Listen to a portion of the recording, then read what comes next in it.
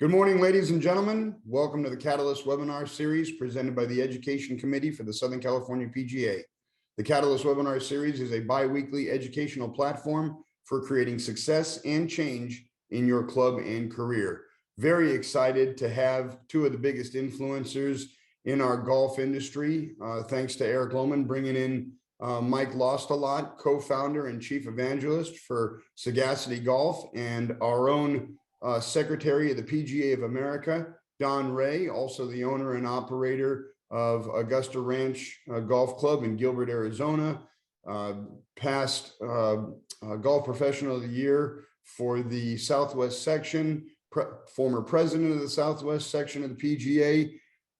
Mike, Don, thank you very much for carving out some time for us here on the Catalyst webinar series. We know how busy you are and how many directions you're being pulled in. And for you to carve out some time for the SoCal section of the PGA, we are eternally grateful. I want to turn it over to, I believe, Mr. Ray, you're going to take it first. Yeah, no doubt. I'm excited actually coming to the SoCal section on Sunday. I'll be at the golf event on Monday. So if you want to ask me some questions about today's presentation, then love to answer any of them. I guess I'll just start with, I wouldn't ask any other golf professional, fellow PGA professional to do something I wasn't doing already. And what I believe, what Mike's going to show you today, it's going to change the game of the profession, in my opinion, because of all the reasons that Mike's going to state today. But all I can tell you is one of the most exciting events in the last 19 months, being your secretary, was getting this deal going with SagaCity and the PGA of America in this relationship, this long-term relationship. And why do I feel it's so important? Because I believe that you can't get better unless you measure yourself against your competitors. I mean, how do you know? I mean, when you have a budget is always going to be impacted on weather. It's going to be impacted on economic situations that you can't control.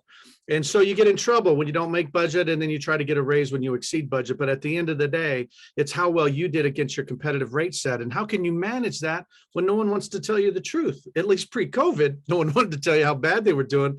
Post-COVID, everybody wants to tell you how good.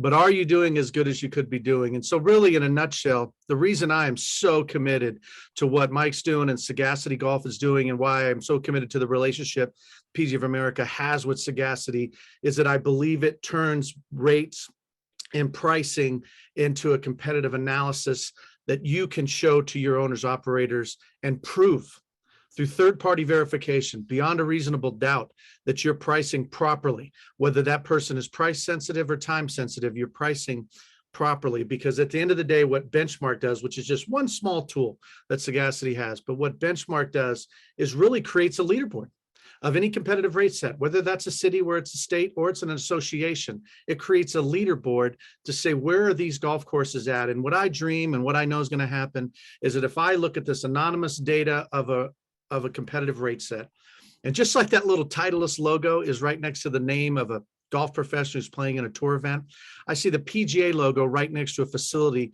that has a PGA professional with his or hers hands on the wheel of the pricing, clearly showing to the owners and operators across the nation that when 8 out of 10, I would say 10 out of 10 of facilities in a competitive rate set are doing well because they have a PGA professional, and the ones that aren't doing as well, then I think we start to be able to have an intelligent conversation with our owners and operators saying, I'm clearly making you money based on how I'm pricing things. And this isn't about overpricing. It's not about underpricing. It's about right pricing. So that's all I got, Mike. And I'll jump in throughout. Sometimes Mike needs a little color commentary or translator. So as a fellow PGA professional, I might jump in and do a little translating for you, Mike. Other than that, I like the deck you put together. I'm excited to go through it with you today. So welcome, everybody. And I'm looking forward to this hour. Thanks, Don. Thank you, Eric and John, for allowing me to come and just be with you and your attendees today. I've been working in the golf business my entire life. I do mean that. Not only that, but my father, my uncle, both my brothers and my grandfather were members of the PGA of America, or are members of the PGA of America, with my grandfather being elected into membership in 1956. So to say that golf is one of the most important things of my life is accurate. And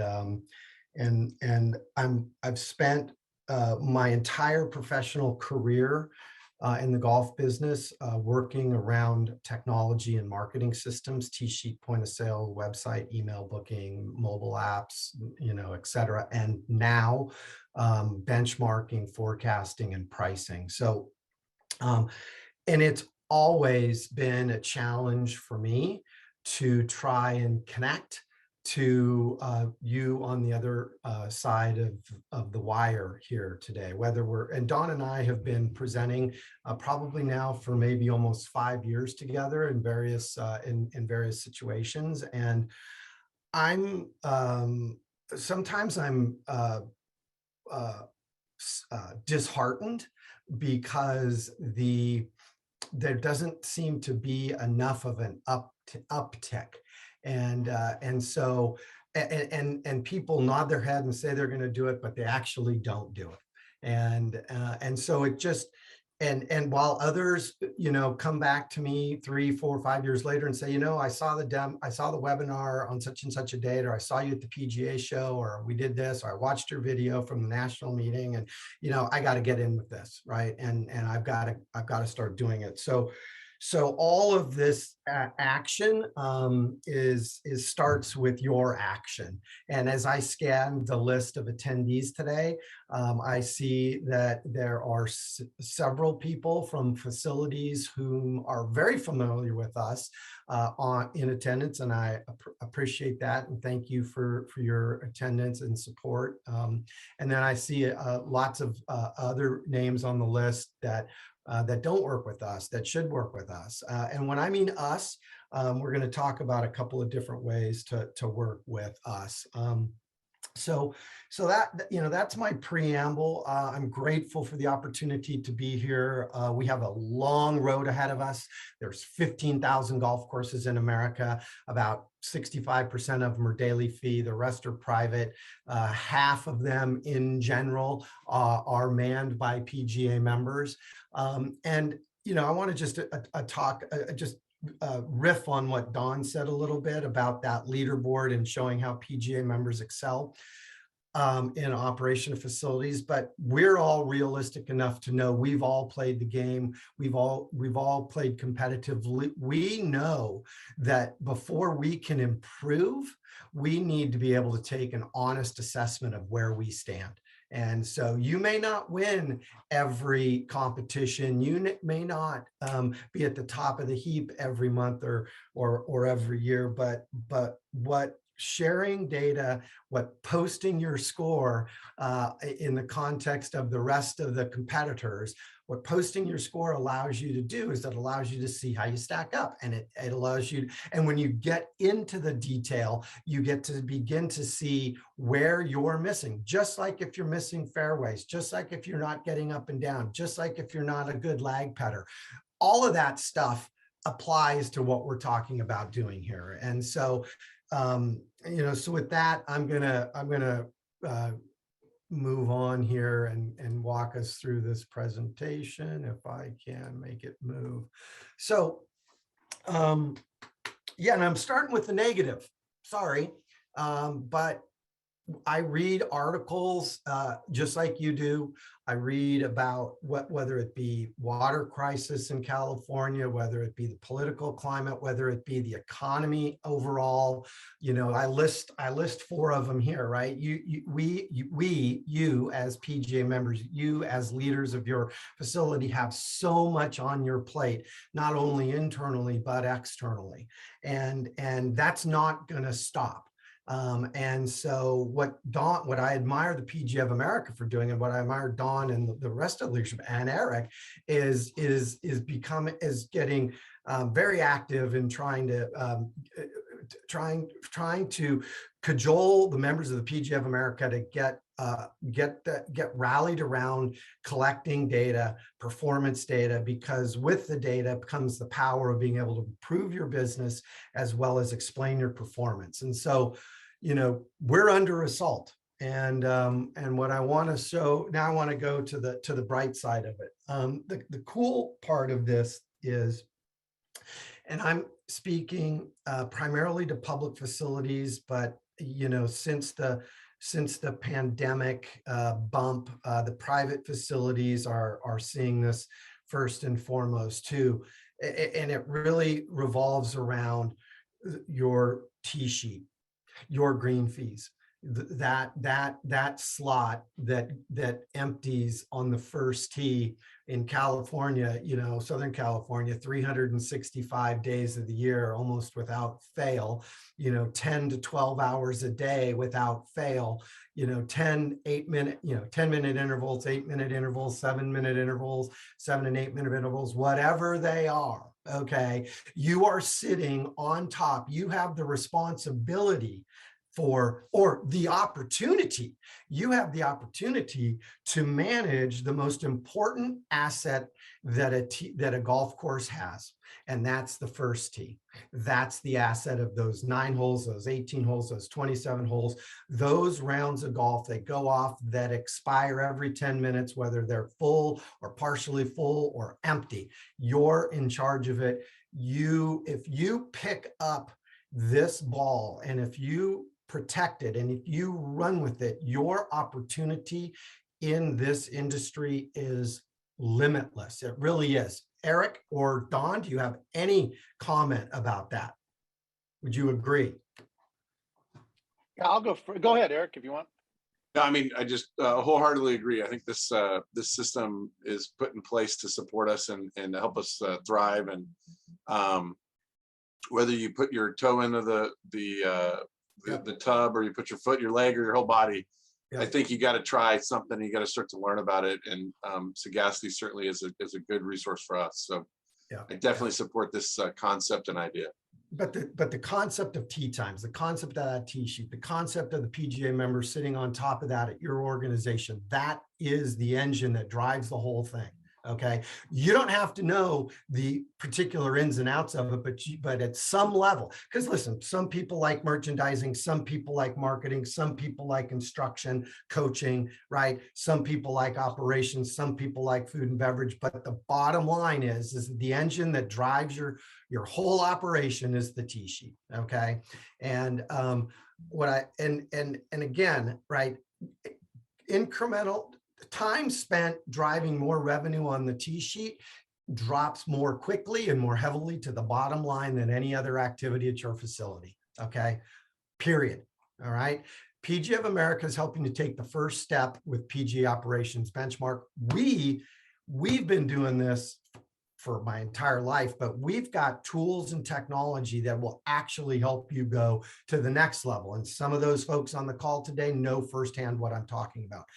And in all the analysis that we've done, the 5 years that we've been collecting data, we've got data in our database from golf courses back to 2013. We've got a little over $1 billion worth of transactions where we've got hundreds of millions of rounds of golf. And what we're trying to do, okay, is we're trying to find ways to use all that historical data and make it easier for our customers to capture that revenue opportunity and with the added benefit of having them spend massively less time trying to manage that tee sheet and manage that demand. And that's the important point, because the previous slide shows that you got a lot of demands, and this slide shows that tee sheet is the most important thing. It's a living, breathing thing, so you can't leave it alone. And I think what's happened over the last 15 years is that the lack of tools that have been available for managers to operate their business has required them to spend upwards of 2 hours a day in peak season looking ahead and managing their rates and their demand. And we're eliminating all of that. And along the way, we believe, we've concluded that the $84 billion golf industry, which has about 32 billion of it in the form of green fee, cart fee, we think there's $1 billion of revenue that's being left on the table because it's the public tee times are being, I'll say mismanaged, but undermanaged, because there's just not the technology to do it, other than, of course, what we've got. And I think what that generates to Southern California golf courses is about a $200,000 opportunity that's sitting right at your feet right now, ready to be taken advantage of. And I think Eric can testify to that. I think Dawn can testify to that. I think the other folks on our call that you use us see that opportunities there. And with that, I'll go a little. Let me jump in just for a second, Mike. Hey, you know, they're not big changes here. There's a book by Rafi Muhammad called The 1% Windfall. The 1% Windfall. And what he says in the book is that if you just change your average rate by 1%, it easily goes to a 10% increase in profit because there's no expenses tied to it.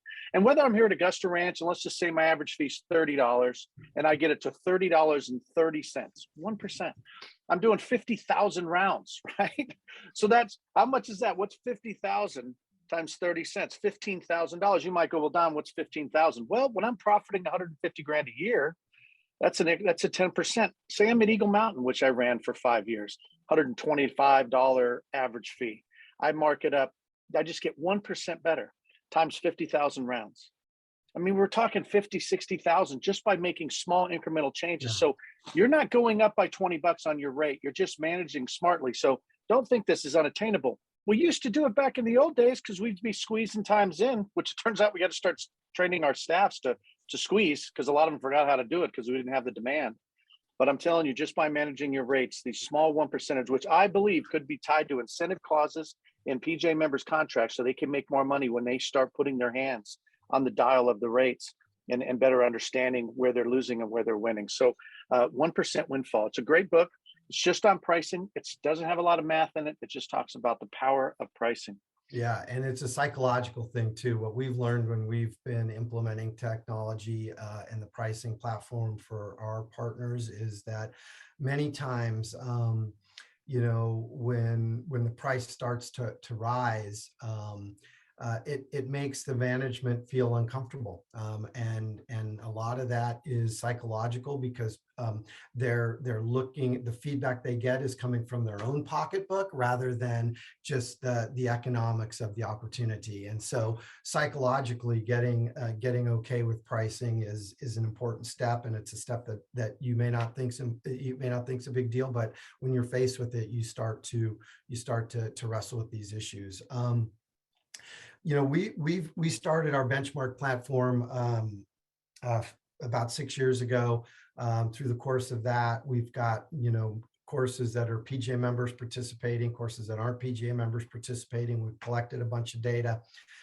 We continue to collect data and publish reports in Southern California, the Southern California section. We have about 70 golf courses sharing data. And what the data shows, lower right-hand corner here, RevPAR's up 20%, right? Rounds are a little flat, January to April, about 1% down. That's negligible.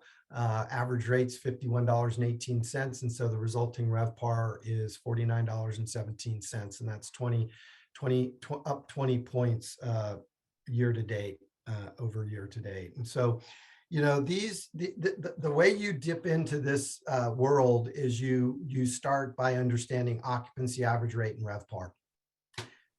I mean, we've got plenty of content on our website explaining those concepts. If you're gonna be at the top of your game in this industry, and you're gonna be talking to owners, if you're gonna be an owner, you better know how to explain these. You better know what goes into occupancy. you better know what goes into, you better know the difference between average rate and RevPAR. We won't go into that today, but that's it. The Hey, moral Mike, is, just to ask for a little clarification, just for the audience, could you drill down just a little bit into revenue per available round, RevPAR?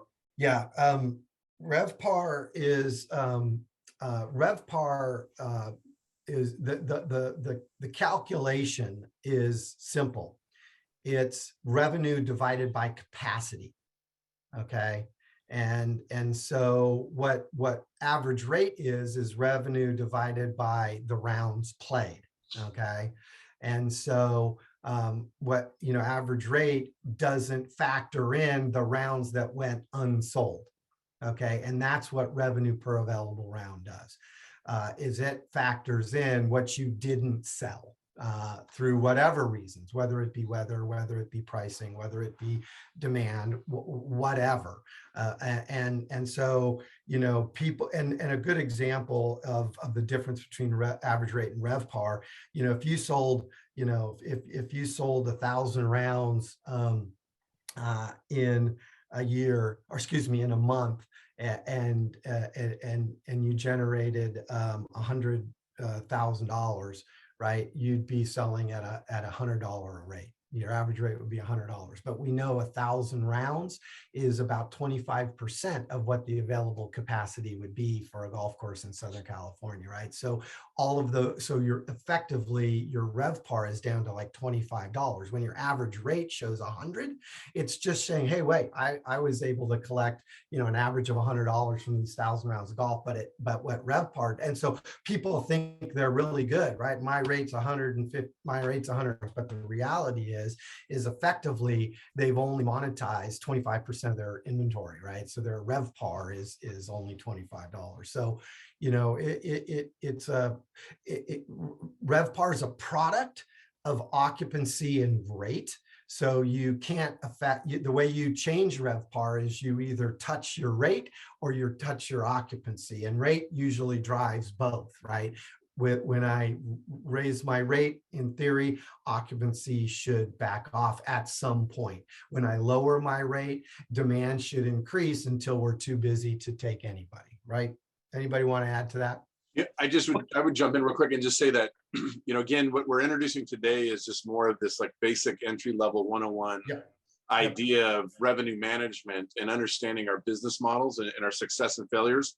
And when you look at this information, you certainly need to participate to receive it. And then you need guidance from like professional revenue managers to understand it and then utilize the information that is being provided to you to help change maybe your business model or some of the things that you would try to do like in the future. And we're probably not going to get into the minutia enough today or get into probably really allowing people to fully understand it. And that's where I would just always recommend, like, if you are interested in learning more, you could reach out to Mike or Don or myself, and we could put you in touch or answer your questions for you. But it's like getting this information, you have to be able to get this information to then learn how to utilize this information. If you don't even get this information, if you're not familiar that this information exists and it's important to you, then the next 2 or 3 steps will never happen for you. Exactly. And the one thing I wanted to say earlier is the way I always like to explain it, like the transition that we all have in being a golf professional. Like when, I don't remember the time, let's say it was 10, 15 years ago, there was a great way that PR and marketing that the PGA had where it listed like all the things like a golf professional was: a teacher, a coach, a father, what all these things, right? A retailer, a merch, food and beverage person. And it had like this sheet, right? And you could frame it. You have it on your wall. So as Don comes prepared to these things, doesn't he? He's re-gripping clubs back there. He's got all kinds of stuff. And again, I don't know, that was 10, 15 years ago, but if you took it and you applied that to today for golf professional, at least for the public daily fee municipality, those folks, right at the very top would be revenue manager. And whether it's good, bad, or indifferent, that is the focus that a lot of us are having to take. So I just want to remind people that there's a lot of great things that we do in our industry and that we enjoy. And for those of you who find this stuff to be interesting, I recommend you jump into it, because like in my life and my facility, if you go 10, 15 years ago, I probably did more of those things on that list. At the top of my list today is revenue management. So just it's time to get used to this ideology and embrace it the best that we can. Let me piggyback just a little bit. Listen, we've been using a thermometer to check our temperature. Hey, do I feel good or not? And that's such a small thing. This is like blood work. You want to know your cholesterol, you want to know your glucose levels, you're going to get this assessment on your business so that you can find out how you can get better or prove why you're so healthy because your numbers are in check. But the old days were checking your temperature of rounds. Oh, how am I doing? Average rate. Okay. The RevPAR 2, it to me, Mike, and correct me if I'm wrong, but it helps me assess if I need time sensitive pricing and I need and time sensitive and price sensitive, right? Yeah. Some people just hurting for money. I have to give them products because that helps my RevPAR because I'm filling my T sheet.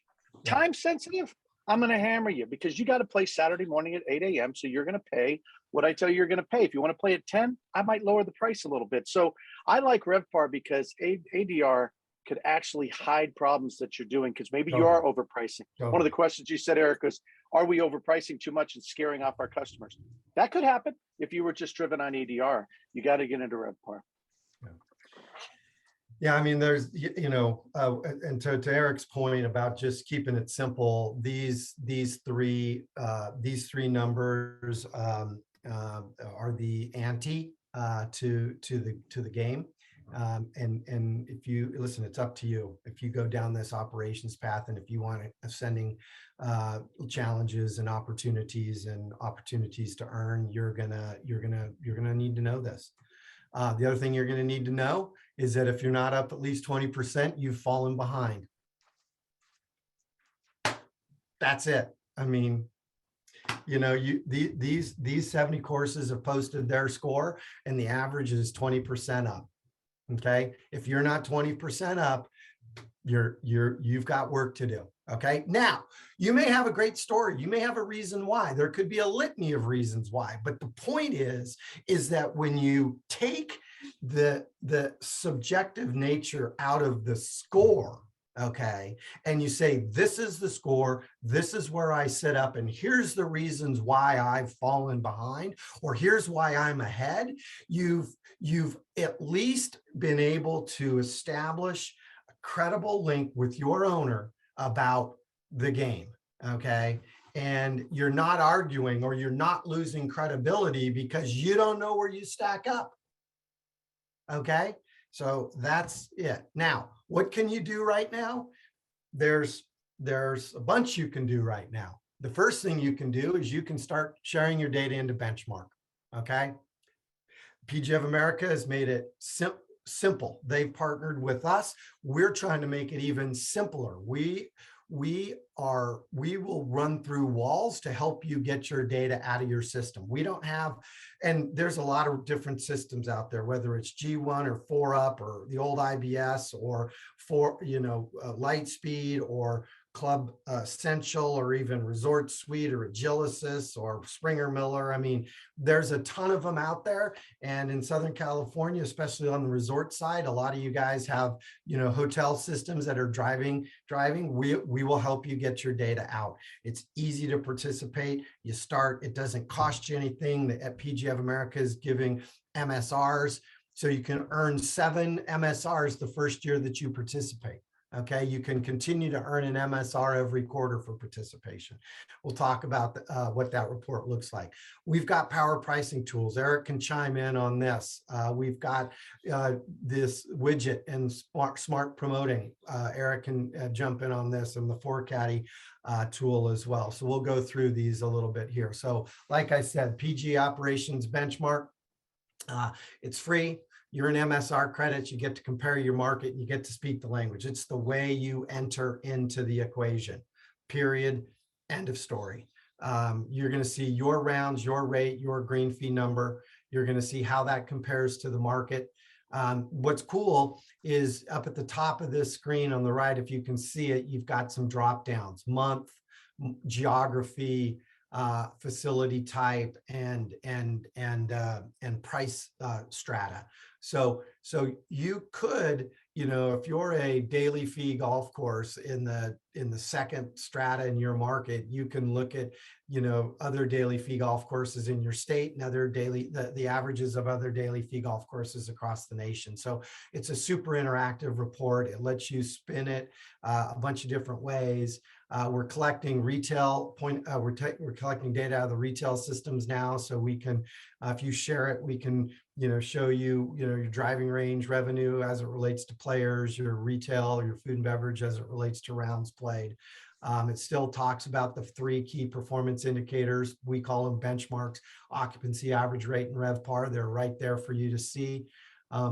And so that's it. It's online, it's interactive. With the click of a button, you can print it out in a nicely formatted PDF, take it with you in one page to a meeting, give it to the rest of your team, give it to whoever, and talk about your performance. That's how you start to speak the language. Any comment here? I'll just jump in real quick. Obviously, the slide before this, you showed some of the opportunities that like SagaCity offers, for example. And just to briefly go through this, obviously benchmarking, we've talked a little bit about. That's obviously sharing our data and understanding it, and then trying to utilize it to support some of the decisions that we make. Let's assume that's like first base, and that's super, super important. I don't know if anybody you won't be able to see this, but this is a daily revenue sheet that I get sent to me, that once we close the day prior and we input all of our revenues into their categories and all the expenses and payroll, this gets sent out to me and my department heads. And essentially this would be like this is my internal benchmark for like the month to date. So it's very important that you start to learn how to layer in this information. Obviously benchmark is what has happened. My daily flash is what's current, obviously through the month and through the year. And then as you play with some of these tools that are provided, whether it be SagaCity or another company or something you might create internally, these are the things that we utilize at Monarch that helps us helps us move the business in the direction that we want it to go in. Because even though I do benchmarking and even though I get this and understand this, the rest of it, how to take advantage of that or how to adjust the needle per se, I need this stuff to help me do that. And that's where we partnered up with like SagaCity over the last 10 years, because they just do such a great job of making it easier for us to do it and understand it. Yeah. So it's very important that people understand about the layering. Yeah, and to me, Eric, listen, if you're working for an owner operator, maybe a management company, what's happened the last 2 years. We're doing magnificent. So what's going to happen to your budget? They're going to increase it. It's like the par for your course is 72, but you played well, so now the par is 71, Don. Oh, you played well again. Now the par is 70, Don. And pretty soon the par is going to get tough. Your budgets are going to be tough to get as we start seeing a little bit of a decline in participation because everybody's coming back to normal. This should scare the heck out of you because it's going to be hard to master that budget. But if you can show clearly that, listen, your budget, I get it, I missed budget, but check how I did against everybody in our competitive rate set. I am killing it.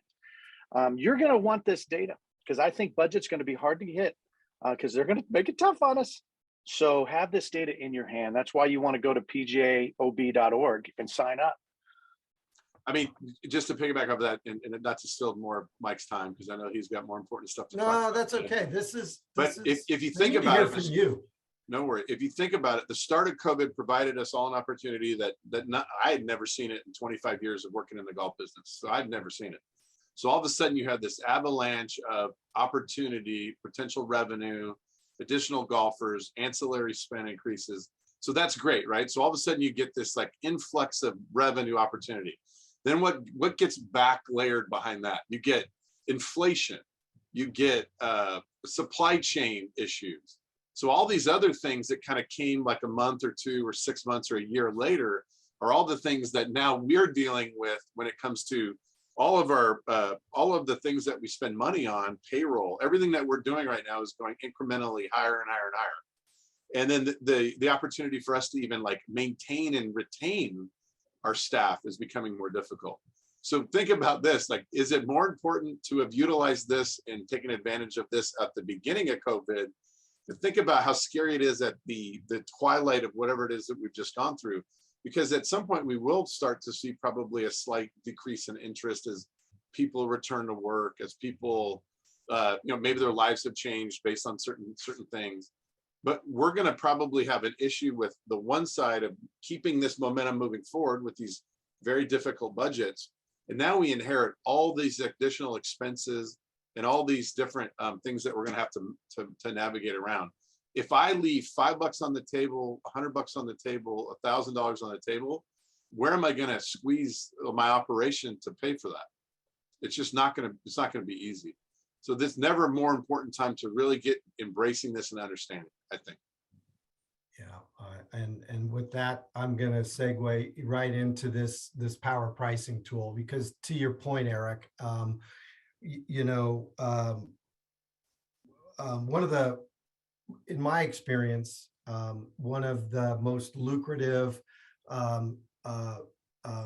groups of business is your group business, whether it be charity events or corporate events or family events or whatever it may be. Group business is important because it's a pre-book. It drives some additional spending. It helps create compaction with the rest of the business around on your T sheet, so that you have the opportunity to press rate higher as the day approaches. And I think one of the things that we've learned is, through the help of Eric and his staff at Monarch, we designed this group pricing tool that relies on the historical data from your golf course. Because that's number one. If you ask yourself right now, hey, if I'm pricing groups at my golf course, am I doing it? Is my first assistant doing it? Or if I'm the first assistant or the head golf professional, am I doing it? Am I a tournament director? Am I doing it? And what kind of latitude do I have on price? Because I know if I'm in Eric's seat, I want to make sure I'm not shooting myself on the foot with any opportunity to price some group business, right? And so a lot of people hold that control at the top of the food chain, rather than because of you go through this elaborate analysis to decide whether this is a good piece of group business or not. And that goes two ways. You want to make sure that you're not leaving money on the table for group business. But I also know what I've learned is that there's a whole opportunity to go, I'll use the word steal group business, because when you know what the relative revenue that your golf course generates on an hour by hour day, for all 3,000 hours of the year, you really start to realize that you actually have more pricing latitude in some spots. And what groups, which means you can go after, a rate that might be well below what you think what you're priced at, especially in a new group, to try to steal some new business, bring somebody in on a prospective basis. And the thing about the group pricing is that it's an opaque channel, meaning you don't publish your rate. You cut a deal with somebody to bring them in, right? Now, here's the point, is that in the matter of 20 seconds, you can pick the days, pick the group size, pick the hour, pick the start time, pick whether it's a straight tee time or a reverse shotgun, and in the click of a button, you can have a break-even analysis like you've never had before, right? So you literally know, okay, that, hey, I can price if the guys, in this case, if we look at that Sunday 9/11, that's well, how ironic is that? September 11th. Sunday 9/11, that's a $22,000 day at this golf course. And if this guy is looking at a 56 player partial shotgun in the morning, what this system does is it went out and it grabbed 6 to 8 or 6 o'clock as a reverse shotgun, and then the turn time from 8:30 to 10:21, you see it down there blocked out for 2 minutes, almost 2 hours of turn time, and it came up with an average revenue that the opportunity cost is $4,735. And that takes you your break-even price of $85 a player. With that information at your fingertip, literally in the span of a second, you can respond to opportunities much faster. You can qualify people on the phone. You can say, oh, and you can also say, I'm only going to do something if if I'm doing a 15% upcharge or a 20% upcharge. So that means, I'm not going to do this for less than $100. And if the guy's budget is 85, then you say, well, listen, I could potentially move you over to Friday. I could move you different time of the day. So you have this information right at your fingertips. And all of it is driven off of the whole historical data at your golf course. Like, that is an example of how dipping your toe into the water by sharing your data and getting a simple report back is one thing, but getting further immersed in it by 3 years of historical data, letting us validate your data, letting us make sure that the adjustments are in there correctly so that you have a true and complete analysis of all your green fee related revenue. Once that's in there, then what we've got is this real simple tool that you can get going with right out of the chute to price your group. Price your group. It's just that simple. And some people, will have 10 to 15% of their group, their play is group business. Some people might have as much as 25% of the play at their golf course is group business. So this is a tool. Doesn't matter what tee sheet you're on, doesn't matter what any of that. It just matters if you have your data into the database and you're subscribing to this product. I think it's helped you guys out, hasn't it, Eric? Yeah, no, I mean, wholeheartedly. We always felt like we had a fairly decent understanding of what we should and shouldn't do. But I would say that this tool is, let's say we probably were in the 80-85% competency range, but we still either made a mistake or we might have left something on the table. Either we booked something at too low or at the wrong end, the wrong time, not kind of not really forecasting the future as well as we should have. And so this has allowed us to refine sort of our sales efforts and really just double, triple check that we're booking something that makes sense. I would say, a couple of things, obviously, just little tips of the trade that, when it comes to like the word break even, I always look at something like, if I'm going to do something, I'm going to consider, what does break even mean to me? And like, how does that affect the staff? Like, do I host an event? The staff may like them, may not like them. So if I'm going to break even, I'm going to do whatever my staff prefers. Or let's talk a little bit about ancillary spend and how that plays into it. I know that benchmarking now is taking a look at your retail and your food and beverage, and certainly like this speaks to more guest fee, but you should probably have a little understanding of what that means. Like, if I book a group, how does that affect my ancillary spend? My retail and my food and beverage. If I didn't book that group, would I gain more if I didn't? Would I gain less if I didn't? One of the things that we've done at Monarch is we take a look at this, and then we also take a look at like the daily anticipated revenue for food and beverage and retail, and we build in minimums for our groups. So you might have to pay whatever this, on September 11, you might have to pay, say, $100 to play, so that we don't just break even, we make a little bit more money, like 15% or 20%, but it's relative to the additional expense we might have with payroll. But then I also build in the ancillary spend so that I'm also going to beat, I'm going to beat retail by that amount. I'm going to beat food and beverage by that amount. Therefore, the whole operation is protected and it makes sense in the long run. Yeah, Mike, I would just say, Augusta Ranch, let's be honest, I'm a par 61 golf course. I've been revenue managing for a long time. This was my biggest leak in the boat, because pre-COVID, we'd spill the tee sheet, man. We need shotguns, we need tournaments, bring them out, man, whatever it takes. And so we were filling it, relying on ancillary revenue to help me get to where I need to get to. But now I'm sold out. And if your assistant or your tournament person is actually still caught in the old days of just fill it, it is impacting you in a large way. You can do all the revenue management you want, but the group business could impact and bring all your numbers down because you're not managing it correctly. This is a huge tool that you just have to use.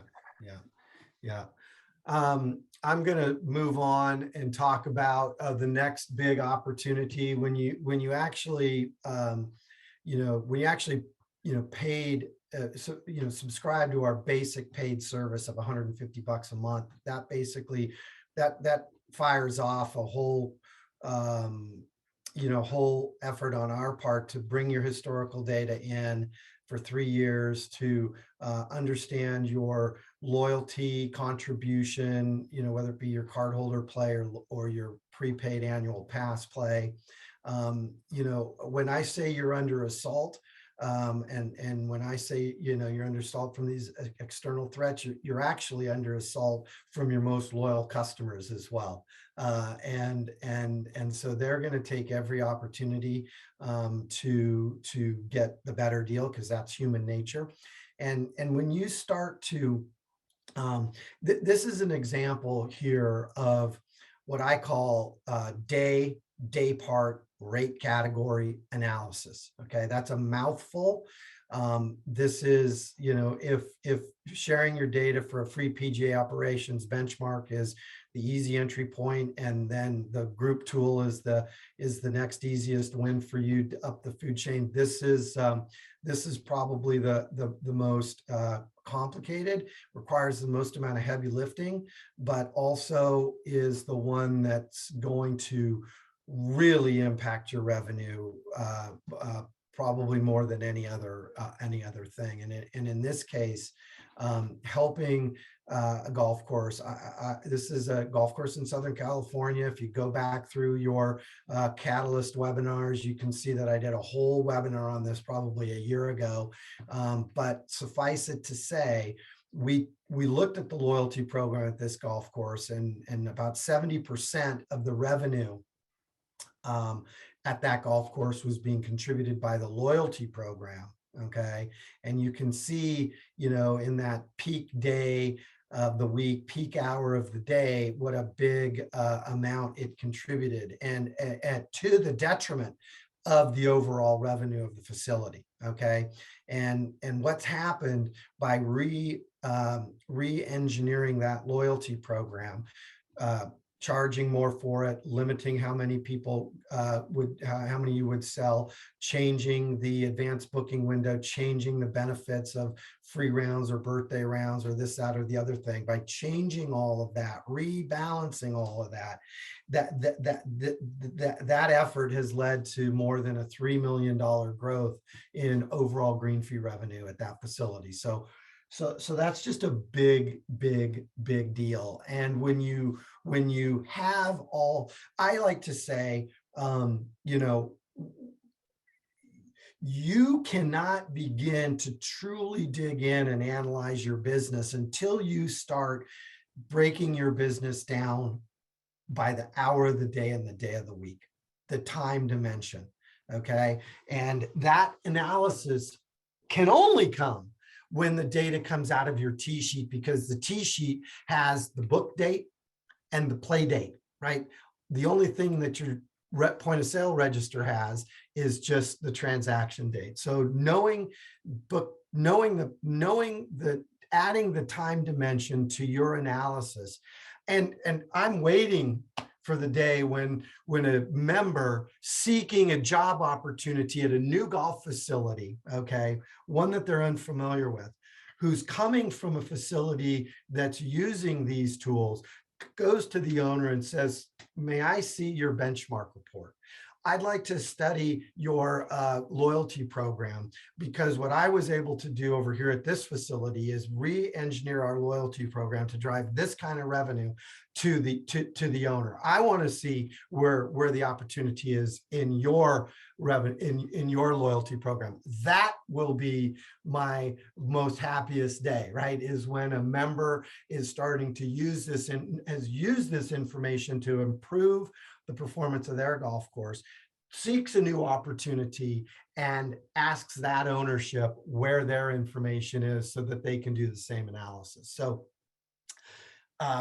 this is kind of next level stuff, but many of you are out there doing it right now, and we're here to help you do it. Any comment here, fellas? 9 minutes left. Okay, I'll keep going.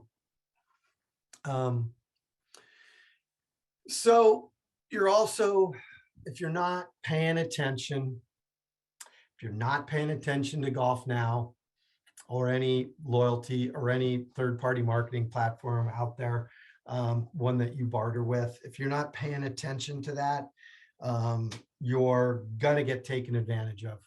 Simple as that. Okay, what am I getting and what am I giving? Okay. And again, when you collect all of this data out of your tee sheet, when we've done all the plumbing so that it's easy to track it and analyze it, and display it, where you have a simple ROI calculation that you can make, right? I'm giving, in this case, about 1,100 rounds of barter. Okay, cost me an opportunity cost about $55,000. They've delivered, 3.9% of my business, right up there. 2,700 rounds of paid golf came in, right? 2,723 rounds of paid golf came in from this third-party marketplace at an average rate of $105. Yeah, that's a lot of revenue. But when you start to look at that heat map in the lower right-hand corner, and you realize that, more than half of that revenue came on my peak hours of the day and my peak days of the week, you begin to feel empowered. You begin to feel like you have some control of your destiny. And as long as you're got your head in the sand and you're not analyzing this information, you may think you're stuck, but you're really not stuck. It's just a matter of asking yourself, am I getting as good as I'm giving? And have information on your side of the aisle in order to help you have that conversation and help you stick to your guns.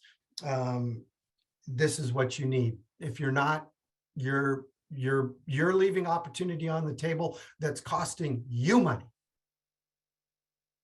Okay. So we've got this other stuff now we're going to talk about the automation piece, right? The stuff that works so you don't have to. Okay. This is the bottom line. And Eric touched on it earlier. I'm going to talk about it a little more right now. It's change. Change is inevitable. Change is constant. What goes up must come down. And we've been going up for 2 solid years now. We're starting to see a flattening. And then the real question becomes, I want people to get out of that old habit of looking at their tee sheet 3, 4, 5 days in advance, looking at the blank spots on the tee sheet and trying to figure out some sort of promotion to hit their database with to try to fill up some rounds of golf. That is so 1999, so 2010. You don't want to do that anymore, because if you do that, you're shooting yourself in the foot. You're spending too much time doing it. And I'm telling you, you're not getting it right. You're over discounting. You're giving times away that you don't need to. If you've got a tee sheet that we integrate to, we can marry these things together. We can put this little deal on your website called the Smart Widget. And what that does is that all around the clock, it's looking at your tee sheet, it's comparing where you are to where you were before and where you're going historically, okay? And we know whether you're ahead or behind your pace, okay? And Eric can set it up, Dawn can set it up, Desert Willow can set it up. They set it up and say, hey, if I'm this far behind my pace, I'm willing to make these amount of tee times available at this amount of a discount off my rate. And that system automatically populates these tee times to this swanky looking widget on your webpage, your brand, your color scheme, your imagery. And what it does is it puts content on your website that nobody else has. Okay, your booking engine doesn't have it, your mobile app doesn't have it, Golf Now doesn't have it. This is specially priced tee times, front and center, only from the hours that are behind pace, only from the hours that are at risk of missing historical numbers. Okay, and as those sell and you get back on pace, those discounts reduce, and ultimately times from those hours goes away. So it is the coolest thing. It works in the background. It takes you out of having to worry about what am I doing on hours that are behind pace, right? Number one, which ones are they? And number two, what the heck am I going to do? Because we've already baked it up. We've already set the parameters. The system works around the clock, and it looks at every hour in the future, hour by hour. And I'm going to jump on to the next screen, because this is where another piece of the innovation, another piece of the implementation. Again, this is about taking money off the table when your demand is outpacing historical numbers. Just looking at this grid right here, this is 9 days across the top and 9 hours across on the rows, right? There's 81 hours, 81 distinct hours in the next 9 days, okay? There is no way that you, your revenue manager, your assistant golf professional, whoever you've got on the pricing task, there is no way that they can approach this business with that kind of granularity and know where you sit on an hour by hour basis for every hour in the future. Okay. And so again, what the system here is doing is it's operating 24 hours a day, 7 days a week. It's using your historical data. It's comparing it to where you are today and where you're heading in the upcoming hours and days. And you set up the thresholds by which you raise the rate. Okay, and you let the system go. So for people that are spending literally hours of the day, hours of the week going down this path of managing your tee times or setting up adjustment schedules on your electronic tee sheet system and adjusting the adjustment schedules and adjusting the adjustments to the adjustment schedules and spending hours upon hours thinking you're doing the right thing, you need to rethink what you're doing, because the courses that are using this automation are working on the strategic elements of demand creation, the strategic elements of understanding the feedback loop, the strategic elements of growing revenue, and not the rote day-to-day task of just managing the rate. So, here the courses that use our stuff actually beat the market, right? So year to date, the market in Southern Cal is up 20%. The courses that are using our stuff is up 26%. And many of the courses that are using our stuff have been capturing revenue increases all the way back since 2018, right? So there's a bunch of revenue increase already baked in to the 26. Anyway, I'm ending with a crescendo here. It's easy to get going. It's free, PGA Operations Benchmark. One other thing I want to say too, we want to put our money where our mouth is.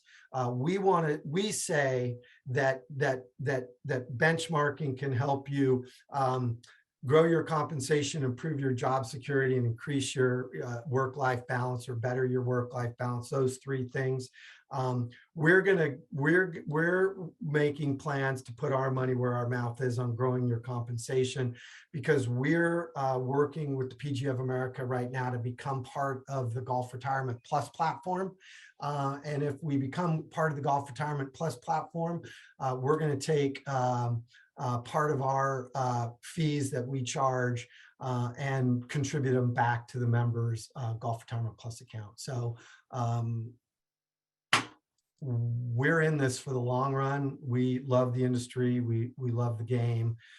We want to help you all do the best job you can. So with that, thank you.